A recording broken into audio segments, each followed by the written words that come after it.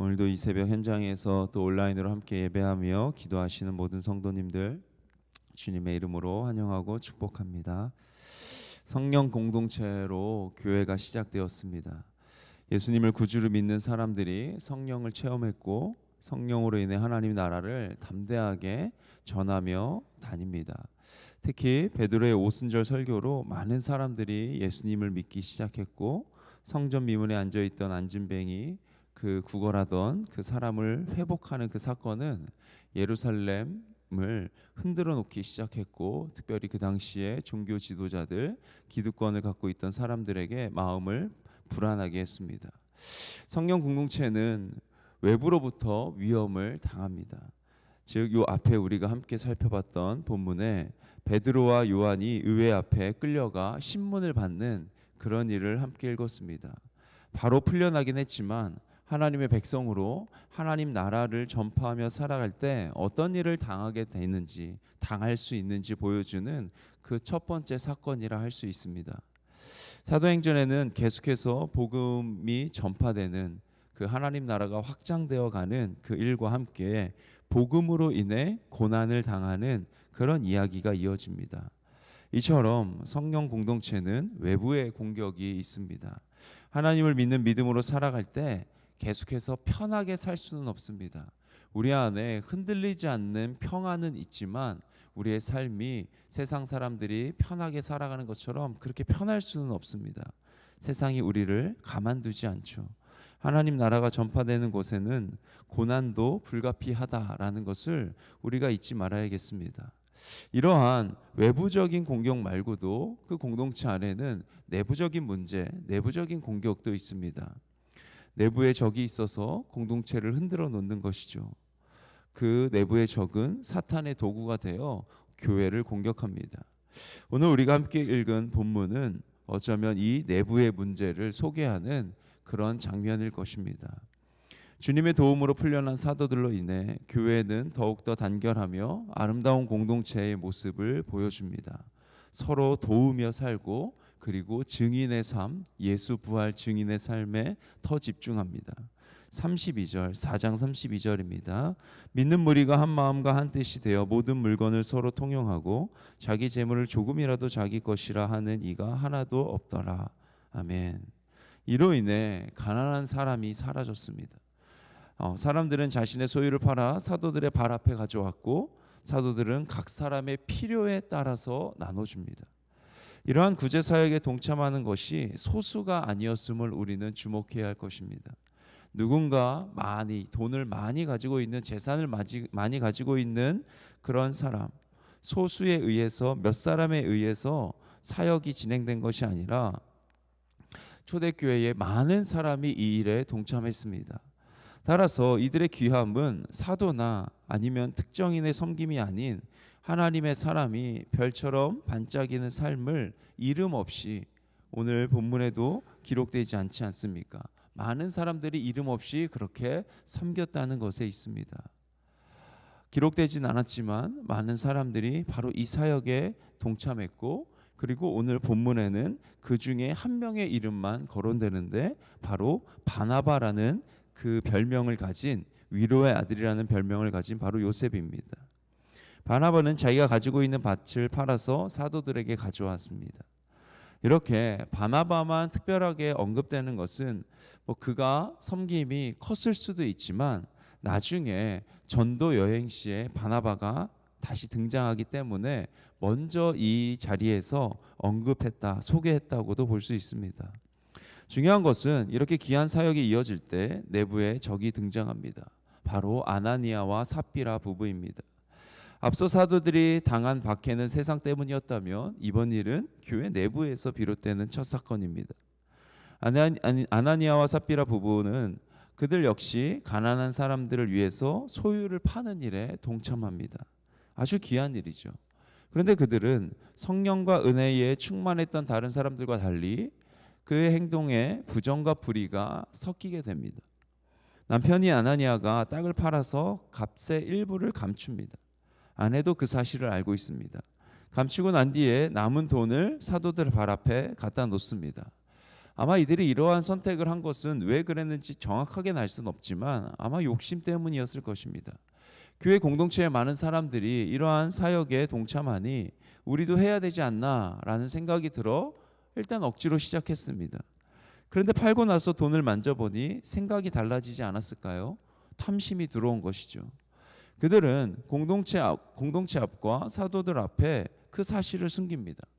거짓을 사실인 양 속여서 행동을 하죠. 자, 베드로가 5장 4절에 이런 이야기를 합니다. 땅이 그대로 있을 때에는 내 땅이 아니며 판 후에도 내 마음대로 할 수가 없더냐. 어찌하여 이 일을 내 마음에 두었느냐. 사람에게 거짓말한 것이 아니요 하나님께로다. 즉 아나니아와 삽비라의 땅은 그들의 것이었습니다. 그들은 그것을 공동체에 내놓지 않아도 되죠. 또 팔았어도 자신들의 것을 돈으로 가지고 있어도 됩니다. 하지만 그들이 거짓말을 했고 하나님을 속였다 합니다. 따라서 땅을 팔아 일부만 헌금한 것이 죄가 아니라 일부를 해놓고 전부를 한 것처럼 속인 것이 죄입니다. 일부를 남긴 것이 탐심을 타고 들어온 사탄의 유혹이었지만 그 유혹을 마음에 품고 그 유혹이 심겨져서 열매를 맺는 것, 즉 성령을 속이고 사도들을 속이고 공동체를 속이려 했던 그 거짓말은 그 유혹의 열매, 죄가 되었습니다. 성령이 충만했던 베드로는 이 모든 사실을 꿰뚫어 봅니다. 하나님께 행한 거짓은 사탄에 대한 충성입니다. 하나님께 거짓말하는 것은 사탄에게 충성하는 것입니다. 성령 공동체의 하나됨과는 전혀 어울리지 않는 그러한 모습입니다. 모두가 받은 은혜 아래 자발적으로 헌신합니다. 자발적으로 비우고 그리고 채움을 경험하죠. 부한 자들은 자신의 것들을 나누고 가난한 자들은 공동체 안에서 그것을 누립니다. 그러나 소유권과 주도권을 하나님께 내어드리지 못하고 내어드리는 척하며 하나님을 멸시하고 공동체를 오염시키는 아나니아와 삽비라, 이에 따른 결과는 죽음이었습니다. 함께 깨어하여 주의 영을 시험하려 했던 아내 삽비라도 죽음을 맞이합니다. 이 일로 온 교회와 그리고 이 사건의 소식을 들은 많은 사람들 두려워합니다. 크게 두려워한다라고 기록됩니다. 모든 죄에 이처럼 즉각적 심판이 주어진다면 누가 살아남을 수 있을까요? 아마 이 자리에 예배하러 오신 모든 성도님들 중에도 즉각적 심판, 죄를 지을 때마다 즉각적인 심판이 온다면 아마 아무도 살아남을 수 없지 않을까 생각됩니다. 죄 용서와 자비의 하나님 역시 설 곳이 없습니다. 따라서 오늘의 본문을 우리가 읽고 묵상하면서 이 사건이 보편적으로 늘 항시 일어나는 사건으로 적용할 수는 없습니다. 교회 안에 어떠한 죄도 허용하지 않는 완전 무결을 강조하는 것이 아니죠. 물론 교회 안에 죄를 허용해도 된다라고 말할 수도 없습니다. 본문의 독특한 위치와 또 두 사람이 범한 죄의 성격에 우리는 주목해야 할 것입니다. 성령 충만한 공동체가 형성되어져 가는 과정에서 꼭 필요한 것이 거룩입니다. 이것이 근본적으로 도전받는 상황에서 하나님은 즉각적 심판이라는 다소 가혹해 보이는 일을 행하십니다. 이 사건은 공동체의 거룩한 두려움, 크게 두려워했던 사람들의 그 마음처럼 거룩한 두려움을 불러일으켰습니다. 그리고 이러한 거룩한 두려움은 곧바로 불어닥칠 복음을 전하며 예수 믿는 성도로 성령 충만함 가운데 살아갈 때 불어닥칠 거대한 외적인 핍박에 대한 준비의 첫 걸음이었을 것입니다. 이 사건을 오늘 우리의 삶으로 가져온다면 하나님 앞에 죄의 경중이 없다라는 것을 우리가 깨달아야 합니다. 모든 죄는 똑같이 심각하고 그 결과는 죽음입니다. 죄를 우리의 입장에서 세상의 기준으로 이것은 죄고 이것은 괜찮고 그렇게 판단하고 생각하면 안 되겠습니다. 그리고 우리 죄가 바로 심판받지 않는 것이 은혜고 예수님의 보혈로 가리워진 것이 은혜입니다. 우리가 죽지 않고 살아있음에 하나님께 감사해야 합니다.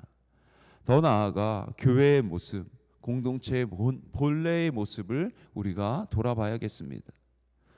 성도와 교회는 아직 죄로 망가진 세상에 살아가고 있습니다. 이러한 세상에 하나님 나라를 이루어 갑니다. 그렇기에 문제는 언제나 있을 수 있고 그것이 나의 일이 될 수도 있다라는 것을 우리가 잊지 않기를 소망합니다. 따라서 언제나 안주하면 안 되겠습니다. 선줄로 알면 자빠질까 넘어질까 조심하라 말씀하십니다.